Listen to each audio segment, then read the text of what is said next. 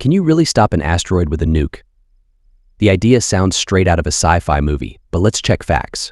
Using a nuclear weapon to stop an asteroid from hitting Earth is a real consideration. The concept is to either blow it apart or deflect it off course. Detonating a nuke on or near the asteroid could potentially break it into smaller pieces, which might burn up in the atmosphere.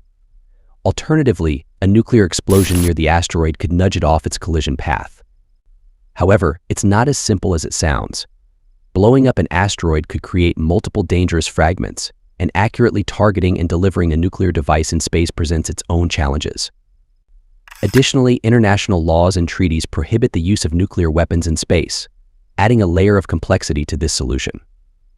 While the nuclear option is one possibility, scientists are also exploring other methods, like kinetic impactors or gravity tractors, to alter an asteroid's path. In the end, while nuking an asteroid could work under certain conditions,